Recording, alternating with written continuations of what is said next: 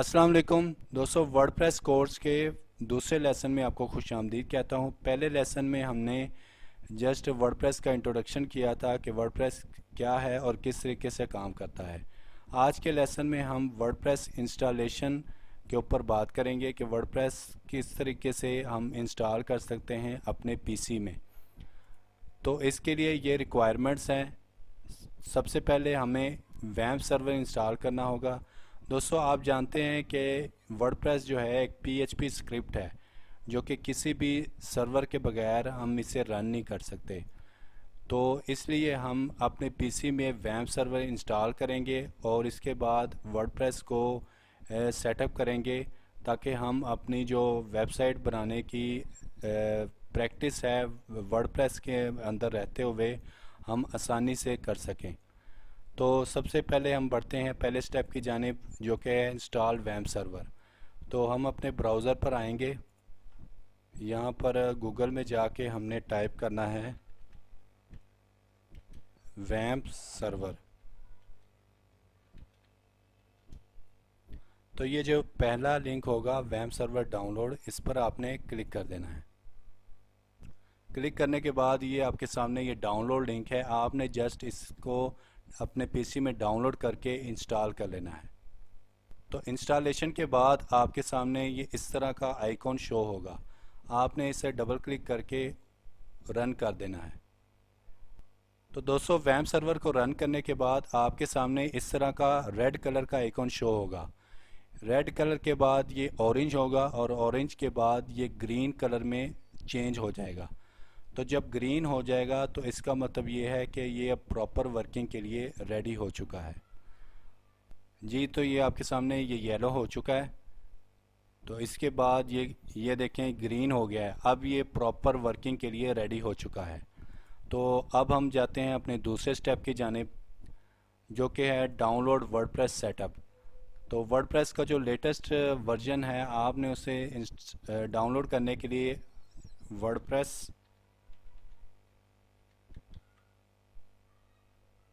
wordpress.org इस website पर आपने जाना है।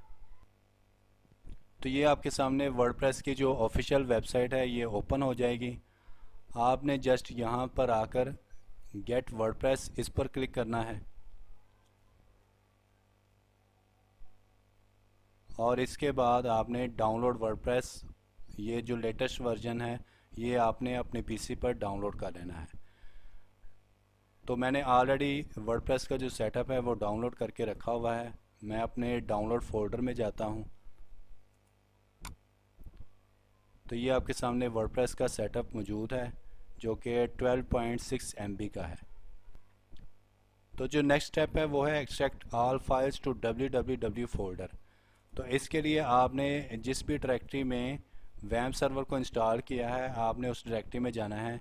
जैसे कि मैंने सी ड्राइव में इंस्टॉल किया है तो सी ड्राइव में जाकर यहाँ पर एक वैम्प के नाम से फोल्डर होगा। अगर आपका 64 बिट है पीसी तो वैम्प 64 के नाम से एक फ़ोल्डर बन जाएगा। आपने इस पर ओके करना है और यहाँ पर आप देख सकते हैं कि www का फ़ोल्डर है, आपने इसे भी ओपन कर देना है। तो यहाँ पर जो भी PHP की फ़ाइल वगैरह आपने रन करनी है या वर्डप्रेस को रन करना है आपने यहाँ उन सारी फ़ाइलों को पेस्ट करना है। तो जैसा कि मैंने वर्डप्रेस का सेटअप डाउनलोड करके रखा था तो मैं सिंपली यहाँ से इसे कट कर लेता हूँ और यहाँ पर आके मैं इसे पेस्ट कर दूँगा। इसके बाद मैं यहाँ पर इसे एक्सट्रैक्ट कर देता हूँ। जी, तो हमारी फ़ाइल सारी एक्सट्रैक्ट हो गई हैं और ये वर्डप्रेस 5.4.1 इस नाम से एक फ़ोल्डर बन गया है। अब इसमें जाऊँगा तो ये हमारी जो मेन फाइल्स हैं ये इनकी हमें ज़रूरत है। तो इन सारी फ़ाइलों को मैं यहाँ से कट कर लेता हूँ और वापस बैक आकर यहाँ पर एक मेन फ़ोल्डर बनाता हूँ। आप किसी भी नाम से फ़ोल्डर बना सकते हैं। मैं फॉर एग्ज़ाम्पल न्यू के नाम से फ़ोल्डर बनाकर सिंपल सारी फ़ाइलें जो हैं इसमें पेस्ट कर देता हूँ। तो अब वापस आकर हमें इस सेटअप की जो ज़िप फाइल में था इसकी हमें ज़रूरत नहीं है, इसे मैं डिलीट कर देता हूँ। और ये जो फ़ोल्डर बने थे इसे भी मैं डिलीट कर देता हूँ। तो ये हमारे पास न्यू फोल्डर और इसके अंदर ये सारी वर्डप्रेस की जो फाइलें हैं वो पेस्ट हो चुकी हैं। तो इसके बाद जो फोर्थ स्टेप था वो था क्रिएट न्यू डेटाबेस। तो डेटाबेस हम किस तरीके से क्रिएट करेंगे, हम सिंपल न्यू टैब में लोकल होस्ट टाइप करेंगे, इसके बाद स्लैश php माई एडमन। तो लोकल होस्ट स्लैश php माई एडमन ये टाइप करने के बाद आपने जस्ट एंटर कर देना है।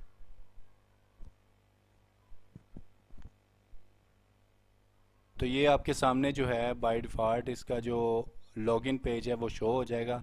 आपने हमेशा जो इसका यूज़र नेम है वो रूट देना है। जो बाय डिफ़ॉल्ट इसका यूज़र नेम होता है वो रूट होता है और पासवर्ड आपने ब्लैंक ही छोड़ देना है। इसके बाद आपने गो पर क्लिक कर देना है। तो यहाँ पर आपके सामने जो डेटाबेस का सारा स्ट्रक्चर है वो ओपन हो जाएगा। यहाँ पर आप डेटाबेसेस पर क्लिक करेंगे तो जो ऑलरेडी डेटाबेस बने हुए हैं वो आप यहाँ से देख सकते हैं। तो न्यू डेटाबेस क्रिएट करने के लिए जस्ट आपने ये क्रिएट डेटाबेस, इसके नीचे ये एक फील्ड है डेटाबेस नेम, यहाँ पर आप कोई भी नाम देकर डेटाबेस क्रिएट कर लें। मैं यहाँ पर न्यू के नाम से ही एक डेटाबेस बना लेता हूँ और इसे क्रिएट पर क्लिक कर देता हूँ। तो ये आपके सामने जो है न्यू के नाम से एक डेटाबेस क्रिएट हो चुका है। तो ये हमारा जो फोर्थ स्टेप था डेटाबेस क्रिएट करने का, ये भी सक्सेसफुली हम कर चुके हैं। इसके बाद हमने दोबारा आएंगे अपने लोकल होस्ट में, लोकल होस्ट, इसके बाद हमने टाइप करना है स्लैश के बाद जिस भी फोल्डर में हमने सारी वर्डप्रेस की फाइल्स रखी होंगी हम उस फोल्डर को असेस करेंगे। तो हमने जैसा कि न्यू फोल्डर बनाया था, मैं आपको दोबारा डायरेक्टरी में शो करवा देता हूँ कि ये हमने न्यू के नाम से एक फ़ोल्डर बनाया था, इसमें सारी वर्डप्रेस की फ़ाइल हमने एक्सट्रैक्ट करके पेश की थी। तो हमने यहाँ पर भी लोकल होस्ट स्लैश इस फोल्डर का नाम और इसके बाद एंटर कर देना है। तो इस तरह आपके सामने जो है वर्डप्रेस का सेटअप स्टार्ट हो जाएगा। आपने जस्ट इंग्लिश को बाय डिफ़ॉल्ट रहने देना है और इसके बाद आपने कंटिन्यू पर क्लिक कर देना है। इसके बाद डेटाबेस नेम वगैरह वो नेक्स्ट पूछेगा तो आपने सिंपल लेट्स गो पर क्लिक कर देना है। तो ये यहाँ पर डेटाबेस नेम पूछ रहा है। तो हमने जिस भी नाम से डेटाबेस बनाया था, हमने जैसा कि यहाँ पर न्यू के नाम से डेटाबेस क्रिएट किया था, तो आपने वही नाम यहाँ पर मेंशन करना है। तो यहाँ पर मैं न्यू टाइप कर दूँगा जो कि हमने डेटाबेस का नेम रखा था। इसके बाद यूज़र नेम पूछ रहा है डेटाबेस का, तो यूज़र नेम बाय डिफ़ॉल्ट जो है वो रूट ही होता है, ROOT रूट। और पासवर्ड इसका कोई भी नहीं होता डेटाबेस का, तो हम इसे ब्लैंक कर देंगे। इसके बाद डेटाबेस होस्ट आपने लोकल होस्ट ही रहने देना है और टेबल प्रीफिक्स WP_ आपने इसे भी सेम एज इट इज़ रहने देना है। इसके बाद आपने सबमिट पर क्लिक कर देना है। सबमिट पर क्लिक करने के बाद आपने रन दी इंस्टॉलेशन इस पर क्लिक कर देना है।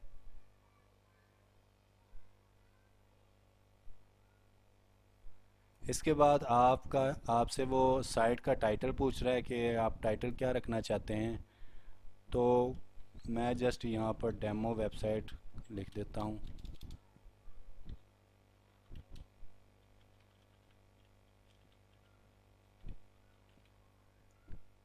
इसके बाद यूज़र नेम के इसका जो वर्डप्रेस का एडमिन पैनल है उसके लिए आप क्या यूज़र नेम रखना चाहते हैं, तो मैं जस्ट एडमिन ही कर देता हूँ और पासवर्ड भी मैं एडमिन करके तो यहाँ पर कन्फर्म यूज़ वीक पासवर्ड इस पर क्लिक कर देता हूँ।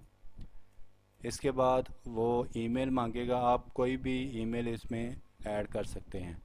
और इसके बाद आपने जो फाइनल स्टेप करना है वो इंस्टॉल वर्डप्रेस इस पर क्लिक कर देना है।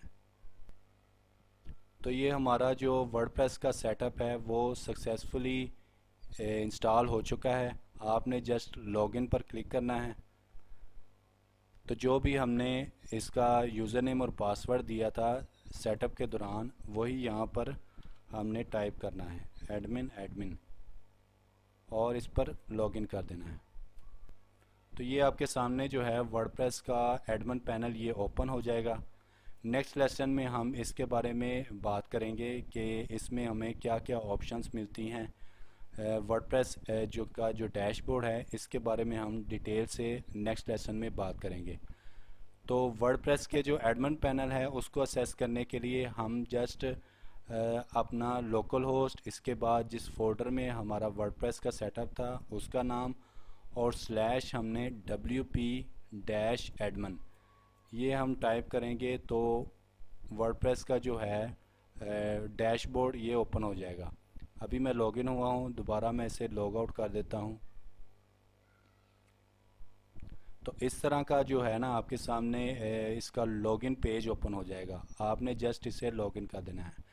और अगर आप फ्रंट एंड वेबसाइट देखना चाहते हैं कि वेबसाइट का प्रीव्यू कैसा आ रहा है, तो आपने जस्ट लोकल होस्ट और इसके बाद जिस भी फोल्डर में हमारी फाइल्स थी वर्डप्रेस की, इसको जस्ट आपने एंटर कर देना है। तो ये फ्रंट एंड ओपन हो जाएगा।